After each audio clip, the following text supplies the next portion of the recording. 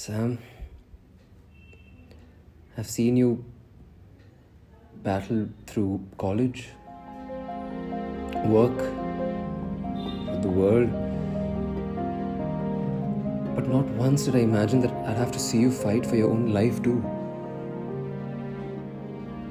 And you know what amazes me? Is that you did it. You won the battle, warrior. Just get well soon. And we'll go on that long drive that you wanted to take me on a weekday. We'll do all the things that you want, Sam. Just promise me. Promise me you'll never leave me. And you'll always be by my side. I've had the toughest time of my life the whole of last week, Sam. Seeing you on that hospital bed, trapped in those pipes and wires. You know, when you were in the ICU, they wouldn't even let me come inside the room. Just the thought of losing you. You know, none of this would have happened if you just listened to me, Sam. If you just answered my call, if you weren't raging at me, if you hadn't gone to work alone, if you hadn't come back on that route. Why don't you just listen to me, Sam?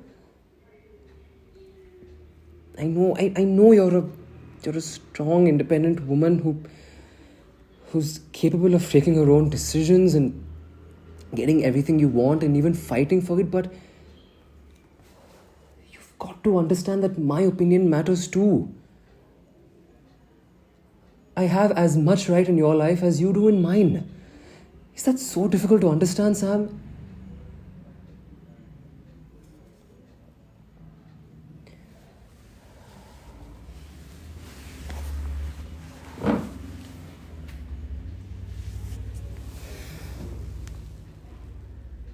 I know you do. I'm never leaving you again. I'm here. But you need to take care of yourself and get some sleep. You had a long, tiring week.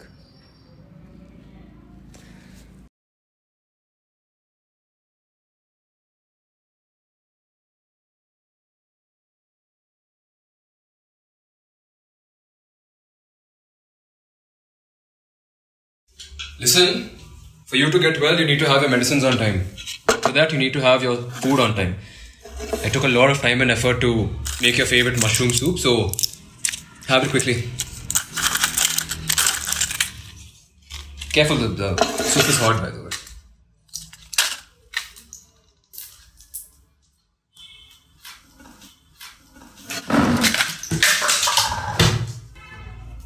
What the hell?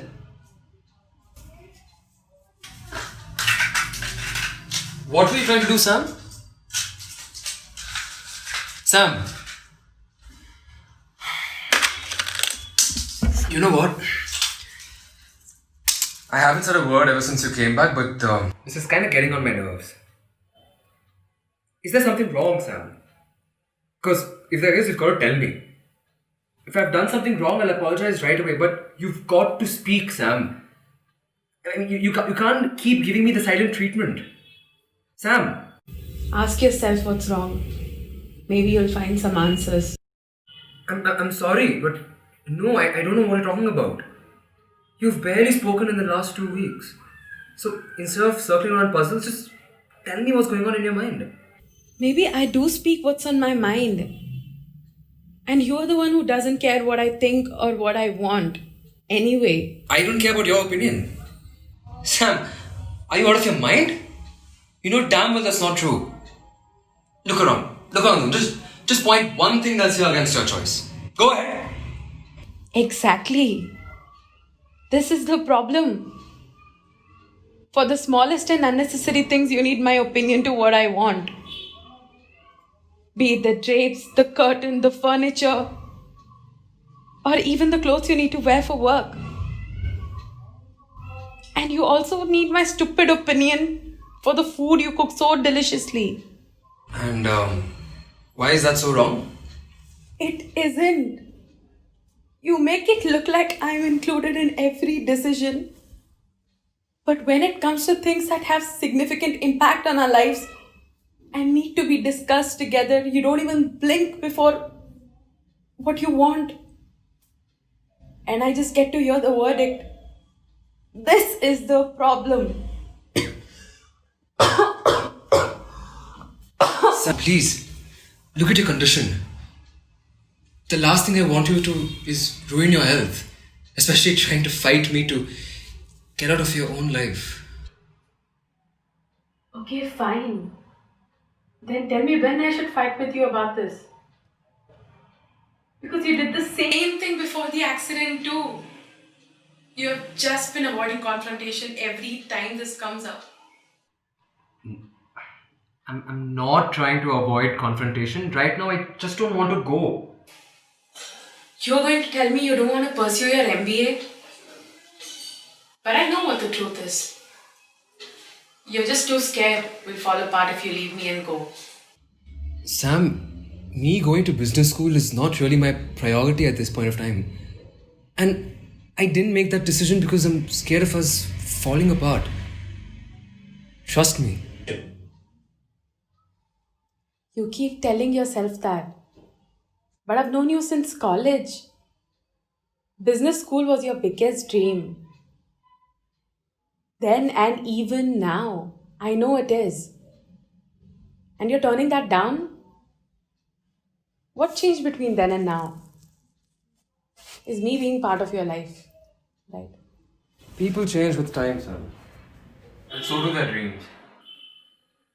A couple of years ago, I wanted to build a successful academic career. Now I want to have a successful business of my own, and you made that happen, Sam. Today, career growth is not about graduating from a university. It's about skill, and the internet has brought us closer to everything on earth. Moving to a different country just doesn't make as much sense as it did a few years ago. Really? Then why did you apply to the same business school every single year since past 4 years? And you did not get into some random business school. It's Wharton, for heaven's sake. And you're turning that down. Because it was a dream, a goal that I set for myself a few years ago. I aspire to run my own business someday, Sam, and I didn't want to do that before I knew for certain I could achieve my own targets. Now we know I can, and I won't be going to Wharton because I wasn't good enough for it. I'll be turning it down because I don't want to pursue it, not because I can't pursue it. It gives me the power of choice. But I can't bear the thought that the man I have loved would give up on his dream that he has worked so hard on to turn to reality just because I walked into his life. I can't be that selfish. I'm not giving up on my dreams. I'm only changing the path I walk on to achieve those dreams. And you don't have to feel selfish about me staying back. Because the only one who's being selfish really is me. All this became clear when I saw you on that hospital bed fighting for your life. If anything like that were to happen while I was halfway across the world, I Could have been here and still not be in a position to be there for me. Would you feel less guilty then? Take last week for instance. You were as helpless despite being here. maybe. But if I had an alternative to come back to you faster than if I were in Pennsylvania and I didn't take it, that would pin me down under guilt and remorse. I know where this is all coming from. You're trying to choose between career and love, as though you can't have both. This kind of thinking is really flawed. Honestly, a couple of years ago, that's also how I thought about it. But not anymore. I'm not trying to choose between career and love because that's not a choice anyone should have to make. Then I don't understand why you are not going and doing what you have always wanted to do. The way it looks to me, you're just too scared we might not work a long distance relationship. and you are avoiding every possibility of it. Sam, if you want to make this about my non existent insecurities, be my guest.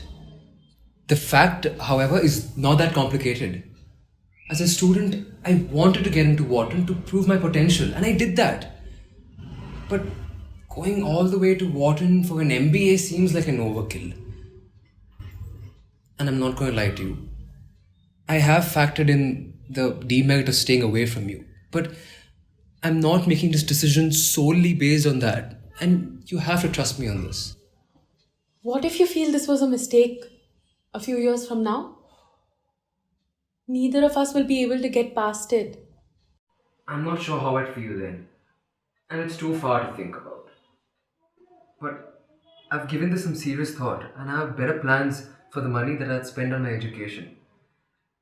I'll tell you all about it as soon as you get well. But you need to believe me that I'm making the most out of the situation without losing sight of my goals, career, or you. Are you absolutely sure about that? As sure as I want to be with you. But we'll talk about all this later. For now, you need to finish your food, have your medicines, and then get some sleep. Sure?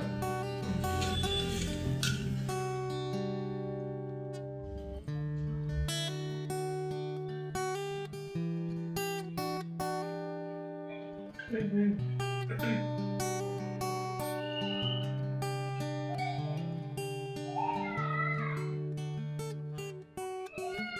know you didn't ask for my stupid opinion this time, but this is delicious. Actually.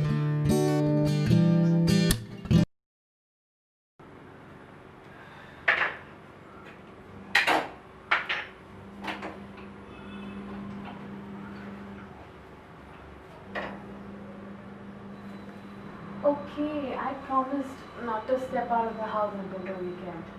But you can't confine me into the bedroom. I'm going to sit here. I've decided. And you're not going to stop me. Okay, fine, do whatever you want. Just pass me the chili powder, no?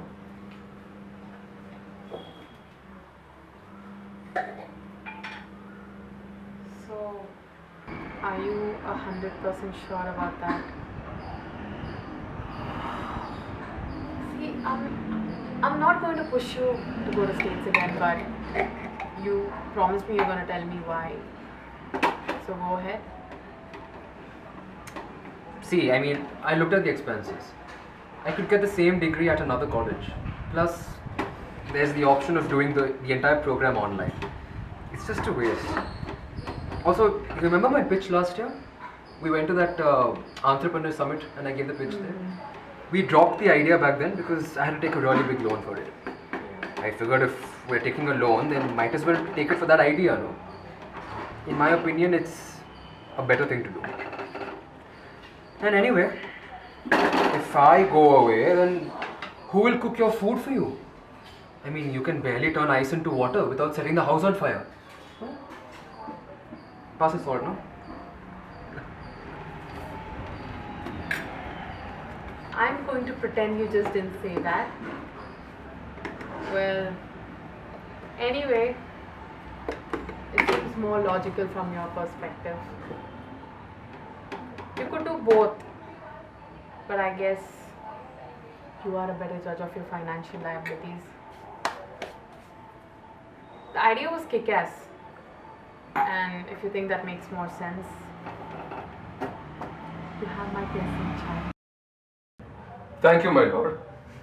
But I thought I could have that typical long distance face with you. I could order pizza every night. It would be so early in the morning for you. And we could video call every day. You took off things from my bucket list. You won't be let off the hook so easily.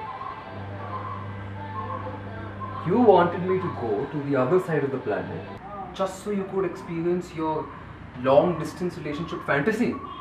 No, thank you. What are you cooking, by the way? Mexican rice. Let's see how this one turns out. Only you're getting just a portion of this. You still got to finish your bland soup.